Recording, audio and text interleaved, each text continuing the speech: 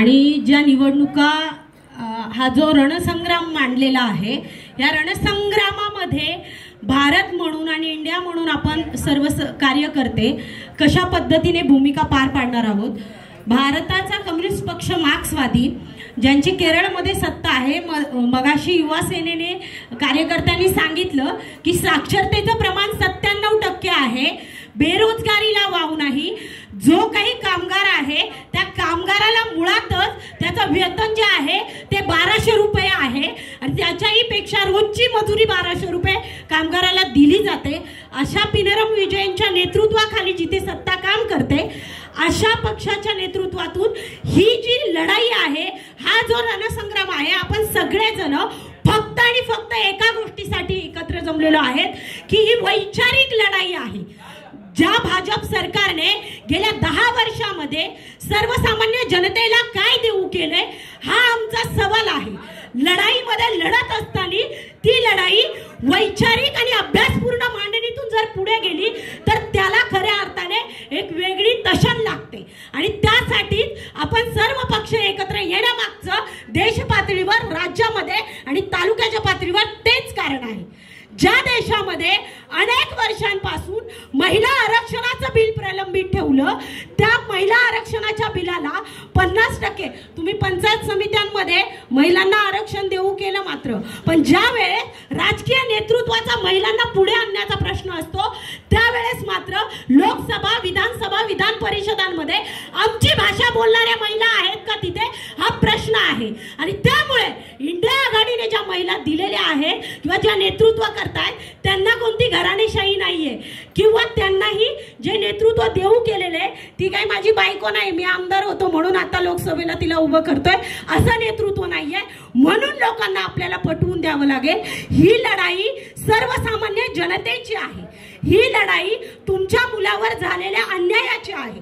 शिक्षणाच्या माध्यमातून नवीन शैक्षणिक धोरण 2020चं जे भारतामध्ये मोदी सरकारने लागू केलेलं आहे, सगळ्या पुरोगामी विद्यार्थी संघटनांनी त्या संपूर्ण बिलाला विरोध केला, तरी ते बिल भारतामध्ये गेल्या वर्षापासून, शैक्षणिक वर्षापासून जर लागू होते आणि ते शैक्षणिक धोरण संपूर्ण शिक्षणाचं बाजारीकरण करणारं असेल तर अशा धोरणाला विरोध करणारी शासन व्यवस्था सत्तेत बसून आपण भागणार आहोत का, हा आपल्या सगळ्यांपुढचा सवाल आहे। माझा मुलगा ज्या महानगरपालिकांच्या शाळांमध्ये शिकतोय, त्या महानगरपालिकेच्या शाळा जर चांगल्या स्थितीमध्ये नसतील तर बाई तू मतदान कोणाला करावं हे त्या बायांना, बचत गटांच्या महिलांना आणि प्रत्येक महिलेला जी घरामध्ये बसलेली आहे तिला सांगावं लागेल। त्यांचे नवरे मतदान ठरवणार नाहीत, महिलांचं मतदान महिलांना ठरवू द्या। तुम्हाला जर ठरवता आलं, तुझ्या मुलावर जी परिस्थिती ओढावले ती काय आहे, तुझं शिक्षण लाखो रुपये भरून तुला तुझ्या मुलाला शिक्षण देता येणार नसेल तर तू या शासनाला सत्तेवर बसवणार का, हे आपल्याला विचारावं लागेल। दुसरा महत्त्वाचा जो मुद्दा आहे की जी रॅशनिंग व्यवस्था आहे, संपूर्ण भारतामध्ये 4,46,00,000 रॅशनिंग कार्ड रद्द केलेले आहेत आणि एकीकडे म्हणतात आहे की आम्ही दर महिन्याला राशन फुकट देऊ।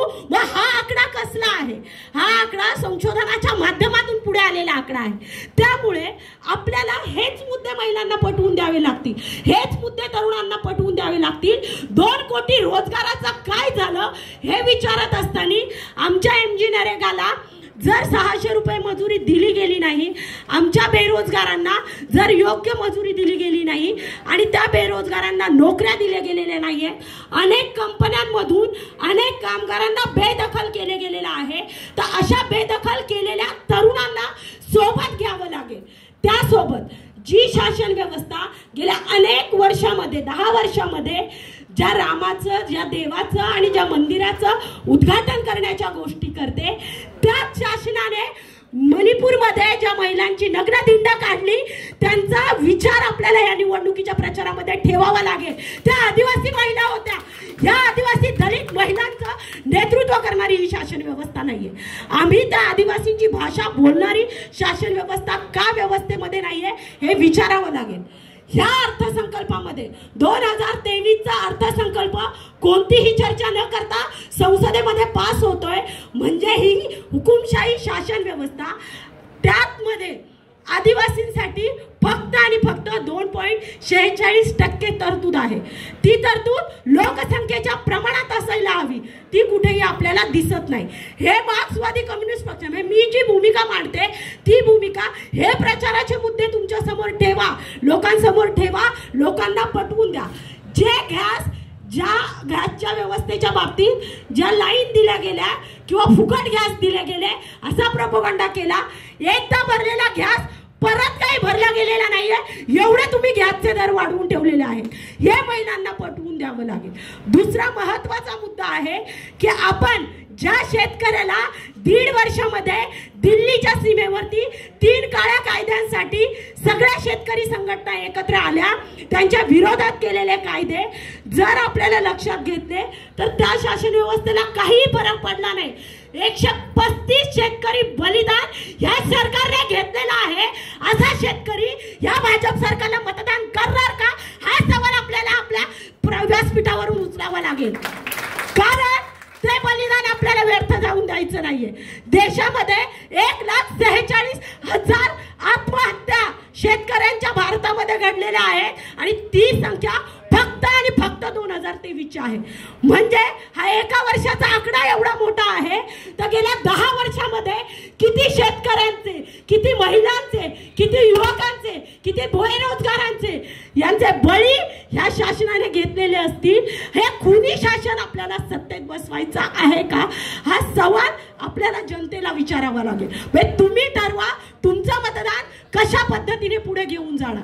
आणि म्हणून मार्क्सवादी कम्युनिस्ट पक्ष म्हणून या 10 वर्षाच्या काळामध्ये मोदी शासनाने काय केलं हे आम्हाला शासन व्यवस्थेच्या माध्यमातून सांगावं लागत असताना एकच आकडा मी आता या सगळ्या याच्यामध्ये सांगते की जी भूसंपादनाची प्रक्रिया आहे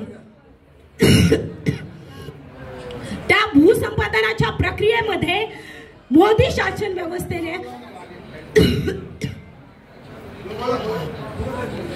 ह्या भूसंपादनाच्या प्रक्रियेमध्ये जे मोठे मोठे हायवे तयार झाले त्या हायवेमधून सरकारी शेतकऱ्यांच्या लागवडीखाली जमिनी घेतल्या, पण 2013च्या कायद्याचा नामशेष मोदी शासन व्यवस्था करत नाही. तो सरकारी शेतकऱ्यांच्या हक्काचा कायदा आहे, तो लागू करायचा असेल तर महाविकास आघाडीच्या माध्यमातून जे उमेदवार आपण देऊ केलेले आहेत देशाच्या पातळीवर, महाराष्ट्राच्या पातळीवर आणि आपल्या मतदारसंघामध्ये, त्या उमेदवारांना आपल्याला जिंकवण्यासाठी पूर्णपणे सगळ्यांना प्रयत्न करावा लागेल.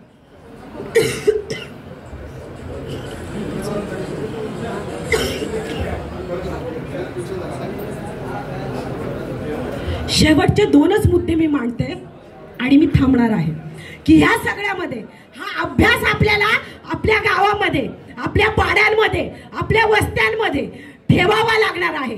आघाडी म्हणून जे 5ही पक्ष एकत्र आलेले आहेत त्या 5ही पक्षांची हीच भूमिका असली पाहिजे की आपण त्या एका वेगळ्या व्यवस्थेला हरवण्यासाठी प्रयत्न करतोय. त्यामुळे आपसातले मतभेद हे सगळे बाजूला ठेवून आपण कोणा एका व्यक्तीसाठी काम करण्यासाठी एकत्र आलेलो नाहीये. आपण यासाठी एकत्र आलेलो आहे की भारतातली जनता, भारतातला विद्यार्थी, भारतातली शिक्षण व्यवस्था, सरकारी व्यवस्था टिकल्या पाहिजेत, यासाठी आपण एकत्र आलेलो आहे. म्हणून आपल्याला मतदान करावं लागेल आणि हे आपल्याला लोकांना पटवून द्यावं लागेल. आपण सगळेजण या सगळ्या व्यवस्थेचा भाग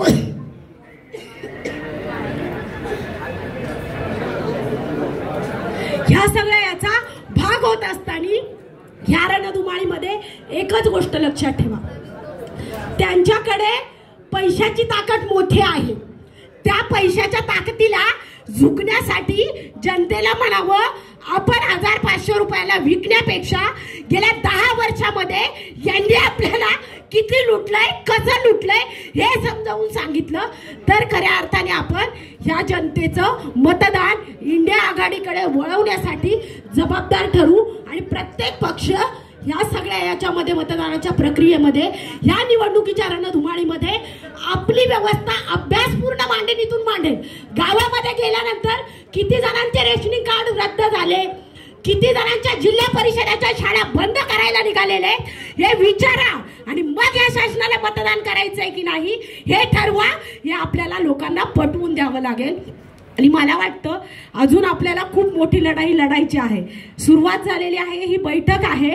वेगवेगळ्या ठिकाणी आपल्या बैठका होत असताना गाव पातळीवरती, पाड्याच्या पातळीवरती, तालुक्यांच्या पातळीवरती ज्या बैठका होती त्या बैठकांमध्ये इथे बसलेल्या प्रत्येक व्यक्तीच्या हातातली आणि प्रत्येक व्यक्तीच्या खांद्यावरची एक मोठी जबाबदारी आहे. आणि तुम्ही या निवडणुकीचे शिलेदार आहात असं मला वाटतं. कोणी व्यक्ती या निवडणुकीची शिलेदार नाहीये.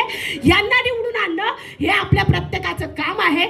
एवढं बोलून मी थांबते. धन्यवाद. आणि मला इथे बोलण्याची संधी दिली त्याबद्दल खूप खूप आभार.